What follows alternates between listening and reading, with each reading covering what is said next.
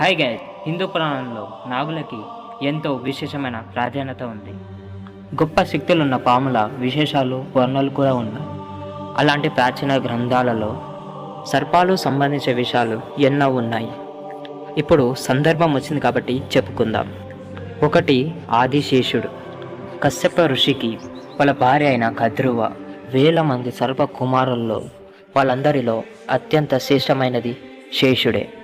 శేషుడు పడగల మీదనే భూమి నిలిచిందని పురాణ కథలు ఎన్నో ఉన్నాయి. శేషుడి నివాసం పాతాళ లోకం. కశ్యపుని మరో భార్య వినత. ఓనాడు కద్దువ వినత కలిసి విహారయాత్రకి వెళ్లారు. విహారంలో ఒక గుర్రాన్ని చూశారు. అప్పుడు కద్దువ వినతో, గుర్రం మొత్తం తెల్లగా ఉంది కానీ తోకేంటి నల్లగా ఉంది అని అడిగింది. కానీ వినత మాత్రం గుర్రం మొత్తం తెల్లగానంది, తోక నల్లగా ఉంది అనుకోవడమే మన భ్రమ అంది.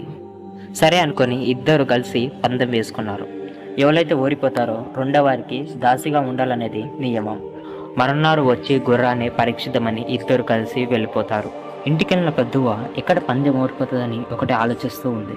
అప్పుడే తన సర్ప కుమారుని పిలిచి గుర్రం తోకకి ఉండమని అడిగింది. ఎందుకంటే గుర్రం తోక ఉంటేనే అప్పుడు గుర్రము తోక నల్లగా ఉంటుంది. ఈ కపట ఆలోచన నచ్చని శేషుడు హిమాలయాల్లో ఉన్న గంధమాద పర్వతానికి వెళ్ళాడు. అక్కడికి వెళ్ళి తపస్సు చేస్తున్నాడు. శేషుని తపస్సు మెచ్చి బ్రహ్మదేవుడు ప్రత్యక్షమవుతాడు. ప్రత్యక్షమయ్యి శేషునికి ఒక పని అప్పచెప్తాడు. అప్పుడు బ్రహ్మదేవుడు, ఈ భూమి ఊగుతుంది, దీన్ని నీ తల మీద పెట్టుకోవాలని ఆదేశిస్తాడు. అప్పుడు శేషుడు, మీ ఆజ్ఞ, నేను శిరహా వహిస్తానని అన్నాడు.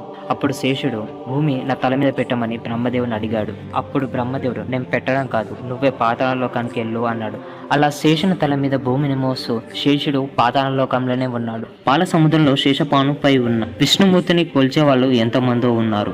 ఆయన పవలించి ఉన్న ఆ సర్పమే శేషుడు. భగవంతునికి భక్తిగా శక్తిగా ఉన్నది శేషుడే. శేషుడు తనకున్న 1000 పడగలతో భూమిని మోస్తూ ఉన్నాడు.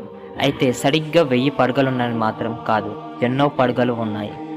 రాముడు ఒక సోదరుడు, లక్ష్మణుడు శేషుడి అవతారమే. అలాగే కృష్ణుడి అన్న బలరాముడు కూడా శేషుని అవతారమే. ఎన్ని విశిష్ట లక్షణాలు కలిగి ఉన్న శేషుణ్ణి ఆదిశేషుడు అంటారు, పురాణంలో లిఖించారు. రెండవది వాసుకి. వాసుకి శివుడి సేవకుడు, ఆదిశేషుని సోదరుడు. వాసుకి శరీరం ఎంతో భారీగా పొడవుగా ఉంటుందని పురాణంలో వర్ణించబడింది. దేశంలోనే ఇతని నివాసం. సముద్ర మధురంలో మందర పర్వత మహాకుర్మం మోస్తే పర్వతానికి కవ్వపు తాడుగా వాసుకిని కట్టారు. త్రిపురాతక సంబరంలో మహాదేవుడి విల్లుకి కట్టింది వాసుకినే. ద్వాపర యుగంలో వాసుదేవుడు చెన్ని కృష్ణుని చెలసాల నుంచి బయటికి తీసుకొచ్చేటప్పుడు నంద యశోద దగ్గరికి తీసుకెళ్లేటప్పుడు దారిలో కుంభవర్షం కురవసాగింది. అప్పుడు యమున నది ఉప్పొంగింది. అప్పుడు వాసుదేవుడు కృష్ణుకి సాయంగా నిలిచింది ఈ వాసుకి. మీ అందరికి తెలుసా, ఉత్తరప్రదేశ్లో వాసుకి గుడి కూడా ఉంది. ఎవరికైనా తెలిస్తే కింద కామెంట్ బాక్స్లో కామెంట్ చేయండి. మరో విశేషం ఏంటంటే వాసుకి భవిష్యత్తు జ్ఞానం ఉందని. ముందు నాగజాతి అంతమవుతుందని వాసుకి తెలుసు. అందుకే నాగజాతిని రక్షించడానికి తన సోదరి అయిన మానస వివాహాన్ని చరితకారితో జరిపిస్తాడు. ఆస్తికుడు అనే వీర కుమారుడు జనమే జయుడని సర్పయాగాన్ని అతనికి నచ్చజెప్పి నాగులని కాపాడినవాడు. మూడవది తక్షకుడు. తక్షకుడి నివాసం పాతాళలోకం. కక్షకదురుల సంతానం. ఇతను శేషుని సోదరుడు. పరీక్షితుని కాటేసింది తక్షకుడే. పరీక్షితుడు కుమారుడు ఈ విషయం తెలుసుకోగానే యజ్ఞాన్ని మొదలుపెట్టాడు. తక్షకుడు ప్రాణ భయంతో ఇంద్రుడి దగ్గరికి వెళ్ళి సాయం అడుగుతాడు. సాయం ఇచ్చిన పాపానికి ఇంద్రుడు కూడా హోమగుండంలో వెళ్తాడు. అప్పుడు ఇంద్రుడు తక్షకుని వదిలేశాడు. అగ్నిగుండానికి చేరువైన తక్షకుడు ఆస్తికుని వినతితో అగ్నిగుండాన్ని ఆపేశారు. నాలుగవది కర్కొటకుడు. శివుని కంఠమాలుగా ఉండేది కర్కొటకుడు. నారదుని శాపంతో అగ్నికి ఆవుతూ అవుతున్న కర్కొటకుని కాపాడింది నల మహారాజు రక్షిస్తాడు. కానీ కర్కొటకుడే నలుని కాటేస్తాడు. నలుడి శరీరం నల్లగా అవుతుంది. శివుని మూలంగా కర్కొటకుడు అగ్నికి ఆవుతి కాకుండా కాపాడుతాడు. ఆపై ఉజ్జయినికి చేరి తీవ్రమైన తపస్సు చేస్తాడు. అప్పుడు శివుడు నాగధర్మాన్ని సరిగా పాటించేవాడు వినాశ పాలు కాకుండా రక్షించబడతాడని శివుడు వరంగిస్తాడు. ఆ మీద కర్కొటకుడు శివలింగంలో కలిసిపోతాడు. ఉజ్జయిని శివలింగాన్ని కర్కోట శివలింగాన్ని పిలుస్తారు. ఈ కర్కోట శివలింగానికి ఆశ్రయించిన వాళ్ళందరికీ సర్పపీడ ఉండదని భక్తుల విశ్వాసం.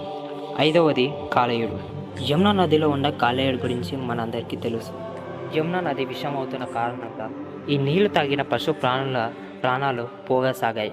పాలకుడైన చిన్ని కృష్ణుడు యమునా నదిలోకి దుంకి కాలేయంతో తలపడతాడు. కాలేయ శక్తి సన్నగిల్లి కృష్ణుడి చేను వెడతాడు.